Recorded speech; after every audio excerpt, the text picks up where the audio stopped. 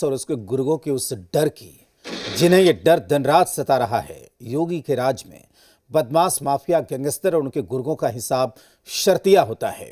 ये बात लॉरेंस बिश्नोई को समझ आ चुकी है।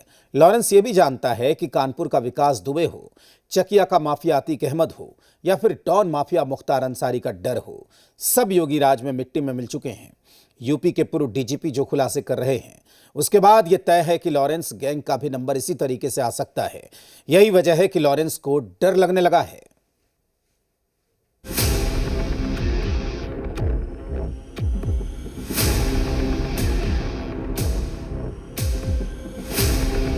लॉरेंस बिश्नोई एक ऐसा गैंगस्टर जो सालों से सलाखों के पीछे है।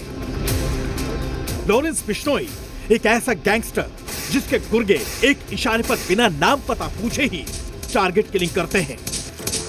लॉरेंस बिश्नोई जिसने कई गैंगस्टर्स का गठबंधन करा लिया है, लेकिन आज उसे किसी से डर लगता है, किसी का चेहरा देखकर उसे अपना काल दिखाई देता है, तो वो है उत्तर प्रदेश के मुख्यमंत्री योगी आदित्यनाथ। क्योंकि उत्तर प्रदेश की कानून व्यवस्था को दुरुस्त करने के लिए योगी लगातार अपराधियों को उनके पापों का हिसाब किताब चुकाने के लिए चेतावनी देते आए हैं। क्योंकि योगी का मैसेज लाउड एंड क्लियर है। क्योंकि अब यूपी में ना कोई अतीक, कोई मुख्तार चाहिए, ना ही कोई मुन्ना सुंदर भाटी। इससे पहले कि कुछ हो, तब तक राम नाम सत्य है की बात सामने आ जाएगी। इनके लिए बुलेट ट्रेन चलेगी, चिंता मत करो। एक गुंडे और माफिया एक एक करके यमलोक की यात्रा के लिए प्रस्थान कर जाएंगे।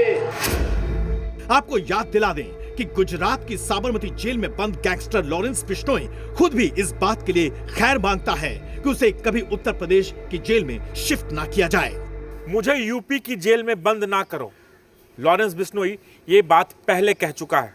यहाँ पर आए दिन कानून के साथ खिलवाड़ करने वाले बदमाशों को योगी की पुलिस लंगड़ा बना देती है, फिर उसके बाद उसका इनकाउंटर किसी भी वक्त हो सकता है। लॉरेंस योगी राज में यूपी में एंट्री नहीं करना चाहता, लेकिन उसके गुर्गे यूपी के कई इलाकों में सक्रिय हैं और खुद ये गुर्गे लॉरेंस को अपना रोल मॉडल मानते हैं। इसलिए सलमान खान और लॉरेंस का जिक्र कर सलमान खान को धमकी भी पुलिस कस्टडी में ही देने लगते हैं। मैं सिर्फ दिल्ली में आसिम बाबा गैंग से हूँ, मैं उन्हीं के लिए काम करता हूँ। मेरा कहना तो यही है, आप सलमान खान आप माफी मांग ले तो ही बढ़िया है, वरना मेरे हिसाब से तो माफी मांग ही ले वो। आप गौर से सुनिए, ये भले ही खुद को हाशिम लाला गैंग का बता रहा है, लेकिन सलमान खान को संदेश लॉरेंस का ही दे रहा है। खास बात ये भी है कि हाशिम बाबा लॉरेंस गैंग को हथियारों की सप्लाई करता रहा है। तो सवाल है, क्या यूपी में फिर से माफिया सिर उठा रहे हैं? क्या मुख्तार और मुन्ना की मौत के बाद गैंगस्टर्स फिर एक्टिव हैं? जेलों में बंद गैंगस्टर्स क्या नए लड़कों को गैंग में जोड़ रहे हैं? दरअसल खुद यूपी पुलिस के पूर्व डीजीपी एके जैन हैरान करने वाले खुलासे कर रहे हैं। इन गैंगस्टर्स को अत्याधुनिक हथियार आसानी से मिल जाते हैं, इन्हें पैसे की भी कोई कमी नहीं होती। अतीक अशरफ हत्याकांड हो या फिर कोर्ट के बाहर जीवा हत्याकांड, इन हत्याकांडों को आसानी से अंजाम दे दिया जाता है। लॉरेंस बिश्नोई जेल से ही गैंग को ऑपरेट करता है। उसके अलग अलग गुर्गे अलग अलग प्रदेशों में अपराधियों को रिक्रूट करते हैं, उनको टारगेट देते हैं, उनको धन मुहैया कराते हैं, वेपन्स देते हैं और टारगेटेड किलिंग करा रहे हैं। खास बात यह भी है कि ये एक दूसरे को ना तो जानते हैं, ना ही ये पहचानते हैं। बस इनकी एक ही मंजिल होती है और एक ही टारगेट। ये सब खुलासा यूपी के पूर्व डीजीपी खुद कर रहे हैं। ये छोटे बड़े गैंग एक दूसरे की मदद के लिए साथ आते हैं। ये लोग मौका मिलते ही मीटिंग करते हैं और टारगेट तक पहुंचने का परफेक्ट प्लान तैयार करते हैं।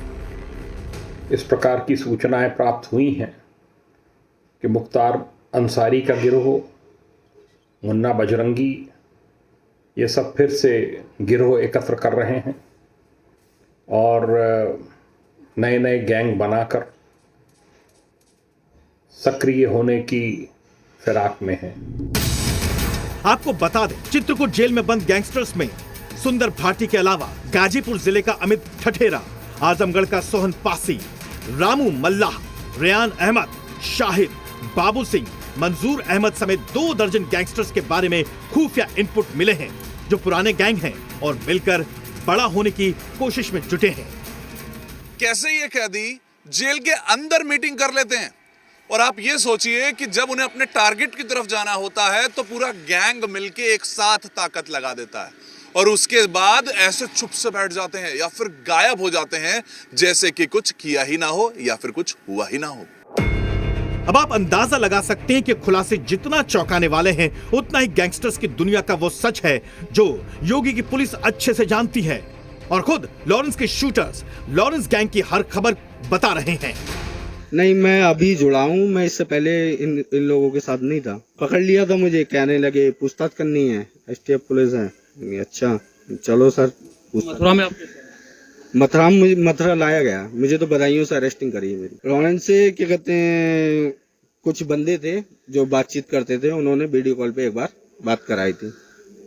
जब आप जेल में थे कि लॉरेंस? वो लॉरेंस जेल में थे और मैं बाहर था। खुद यूपी में आने से डरने वाला लॉरेंस जेल के भीतर से ही वीडियो कॉल के जरिए अक्सर शूटरों को निर्देश देता है, लेकिन वो मुख्तार अंसारी और अतीक अहमद की ही तरह यूपी की किसी जेल में आना नहीं चाहता। दोनों ही मुख्तार अंसारी और अतीक अहमद अब इस दुनिया में नहीं हैं। ब्यूरो रिपोर्ट, जी मीडिया।